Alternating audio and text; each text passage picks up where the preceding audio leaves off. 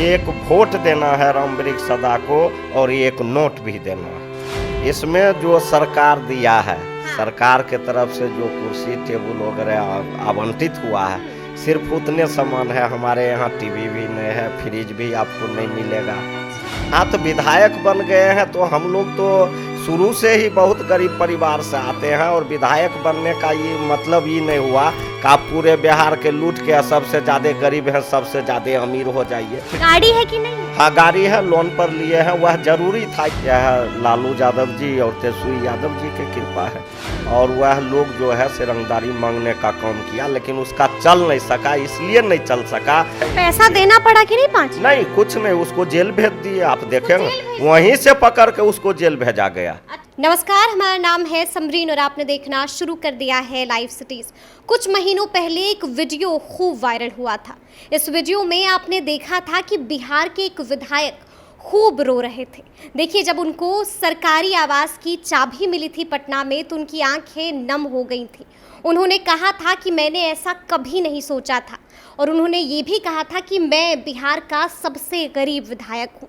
मैंने कभी नहीं सोचा था कि मुझे सरकारी आवास मिलेगा और ऐसा महल मिलेगा, और ऐसा महल मैंने अपने सपनों में भी नहीं देखा था। और उन्होंने ये भी कहा था कि जब किसी गरीब को कुछ मिलता है तो उसके लिए वो दिन दिवाली जैसा होता है। तो आज हम सीधी बात करेंगे उसी बिहार के गरीब विधायक से। जी हाँ, हम बात कर रहे हैं रामवृक्ष सदा जी की। तो सबसे पहले तो बहुत बहुत स्वागत है जी, आपको भी धन्यवाद। तो अच्छा, ये बताइए, वो दिन आपको याद है कि नहीं जब आपकी आंखें नम हो गई थी, जब आप इमोशनल हो गए थे और इतनी बड़ी बड़ी बातें कह दिया था? अब आप उसी सपनों के महल में रह रहे हैं। वह दिन भी याद है और समय भी याद है, और जो हमने उस समय बोला था वह भी हकीकत था कि वास्तव में हम लोगों के लिए यह घर सपना जैसे था। और हम लोग बहुत गरीब परिवार से आते हैं। हम लोगों के परिवार में हम अपना गांव में पहला लड़का मैट्रिक पास। अच्छा। हाँ, और कोई पढ़ा लिखा भी नहीं था, और न कहीं से कोई राजनीतिक का कहीं कोई पहचान था या फिर कोई राजनीति में था।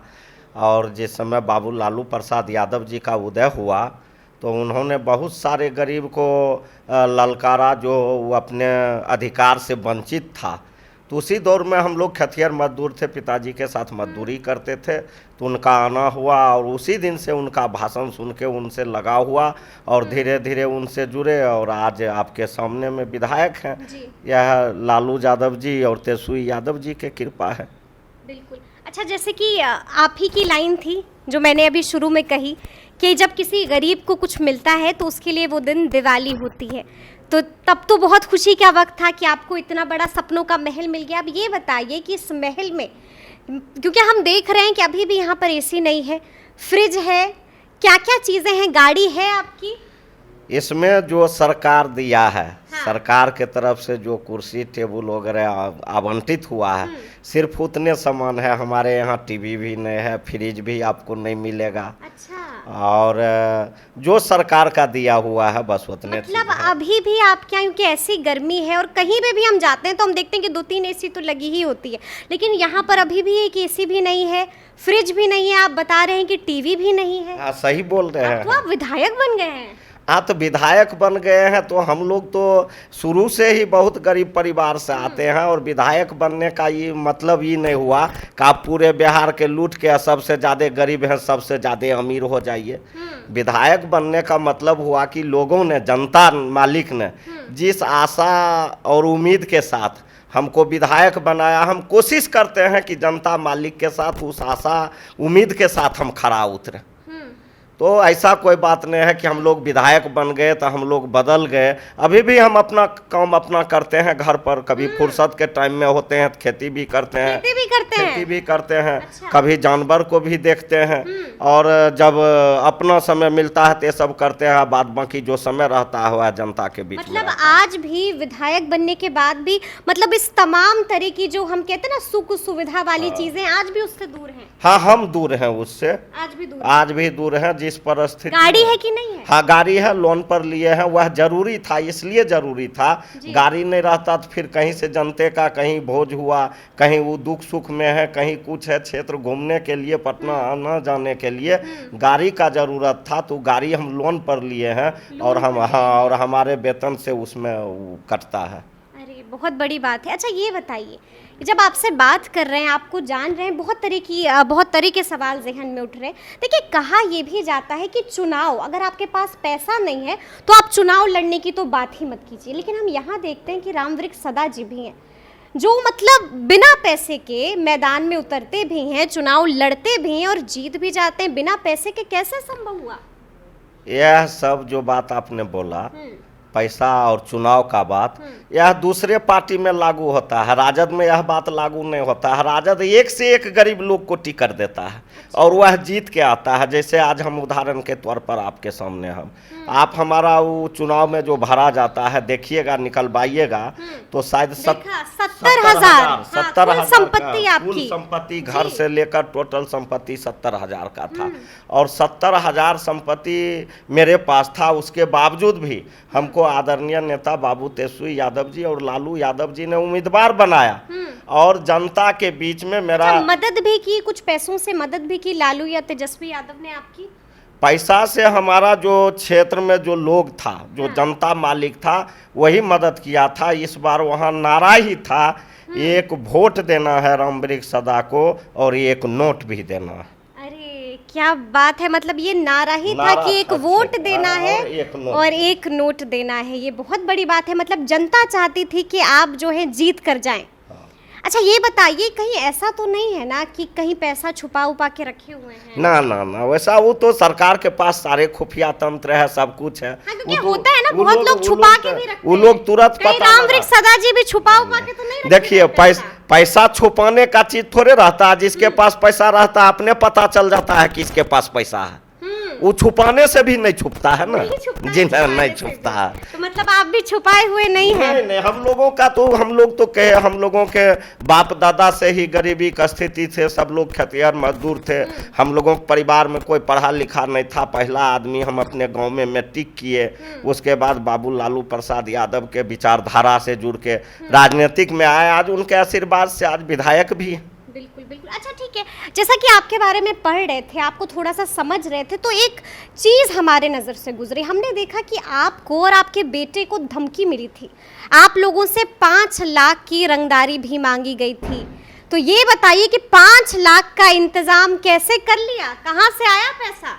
जिस समय हम विधायक नहीं थे, एक ऐसा समय था कि आप अलौली का नाम सुनते होंगे, वहाँ नरसंहार भी हुआ था जी। और वहाँ बड़ी पैमाने पर माओवादी लोग थे, जिसको नक्सली कहा जाता है।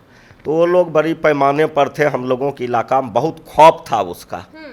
और जब हम विधायक बने, वहाँ सत्ता शासन जब सुचारू किए तो कुछ लोग को दिक्कत हुआ और वह लोग जो है से रंगदारी मांगने का काम किया, लेकिन उसका चल नहीं सका। इसलिए नहीं चल सका कि हम लोग कानून में विश्वास रखते हैं, कानून में आस्था रखते हैं और जनता हम लोगों के साथ है। तो पैसा देना पड़ा कि नहीं? 5 नहीं, कुछ नहीं, उसको जेल भेज दिए। आप देखेंगे वहीं से पकड़ के उसको जेल भेजा गया। अच्छा जी, मतलब डरे नहीं आप? नहीं, जनता के हित में जो भी करना होगा उसके लिए डरने का कोई सवाल ही नहीं उठता है। कोई डर कोई खौफ नहीं, कोई डर कोई खौफ नहीं। धमकी मिल जाना बड़ी बात होती है। आपको और आपके बेटे को कहा जाता है ना कि अगर आप पे मुसीबत आए तो आप झेल भी लेंगे, लेकिन परिवार पर मुसीबत आए तो झेलना मुश्किल होता है। नहीं, हम लोग तो शुरू से मुसीबत झेलने वाले लोग हैं, शुरू से मुसीबत देखे हैं, मुसीबत में ही पैदा हुए हैं, अब मुसीबत में ही बढ़े पले हैं और मुसीबत में ही देख रहे हैं और मुसीबत से लड़ते लड़ते आज आप लोगों के सामने में आदरणीय नेता बाबू लालू प्रसाद यादव जी और बिहार के माननीय उप मुख्यमंत्री तेजस्वी यादव जी के आशीर्वाद से आज विधायक भी हैं, जनता मालिक के आशीर्वाद से। बिल्कुल। अच्छा ये बताइए कि लालू प्रसाद यादव से मुलाकात क्यों हुई? उनको आप अपना मसीहा मानते हैं, भगवान मानते हैं? जी, भगवान मानते हैं, बताइए। अच्छा वो तो हम जानेंगे कि पहले ये बता दीजिए मुलाकात कैसे? 95 का चुनाव था तो हम लोग 91 में मैट्रिक किए थे, तो कोई काम रोजगार नहीं मिला था उस समय। हम लोग जो है से पिताजी के साथ मजदूरी कर रहे थे, तो उसी समय 95 का लोकसभा का चुनाव था या विधानसभा का चुनाव था। उसमें हमारे नेता आदरणीय बाबू लालू प्रसाद यादव जी हम लोगों गांव आए थे रोन। अच्छा। वहाँ एक कॉलेज हुआ करता था, मिश्री सदा कॉलेज, वहीं वो आए हुए थे। तो हम लोगों को पता चला कि लालू जी आ रहे हैं। हम लोग काम छोड़ के चल गए उनको देखने के लिए। तो देखने का उनका बहुत ललक था, तो हम कोशिश किए किसी तरह लोग को दाबते पीटते, लोग को हटाते उठाते आगे चल गए। और आगे में हम जोर जोर से नारा लगाते थे, लालू यादव जिंदाबाद, लालू यादव जिंदाबाद। और वह मंच पर थे, वह हमको देख रहे थे। हम कोशिश कर रहे थे कि हम उन तक पहुँचे, लेकिन जो प्रशासन के लोग थे वो हमको रोक रहे थे। उतने दरमियान में उनका नज़र हम पर पड़ता है, और जो प्रशासन के लोग थे, जो सिपाही लोग थे, उनको वो डांटते हैं। और कैसे डांटते हैं, जरा बोल के दिखाइए लालू जी। बोलते हैं, रे उसको आने दो, काहे उसको रोक रहा है, आने दो उसको। उस समय से वो परेशान है आने के लिए, हमसे मिलने के लिए, आने दो। तो ऐसे जैसे बोलते हैं वैसे सिपाही लोग रास्ता देता है, और वहाँ जाते हैं। हम उनको प्रणाम करते हैं पैर छू के। तो पूछते हैं क्या नाम हुआ, तो हम बोलते हैं रामवृक्ष सदा। तो एक लाइन में बोलते हैं मुसर है, कलिए जी सर। कल के तुम नेतागिरी करो, अलौली में राजनीति करो, अच्छा है। और उस दिन से उनके बात पर फिर हम नेतागिरी में आ गए, और उस दिन से उनसे जान पहचान भी हो गया। और साहेब हमको बहुत मानते भी थे, और बराबर आना जाना मिलना जुलना उससे रहता था। उसके बाद पार्टी 95 के बाद अलग हुआ। 97 में हम लोग फिर बाबू लालू प्रसाद यादव के साथ आ गए। 97 में हम लोगों की पार्टी बन गई राष्ट्रीय जनता दल।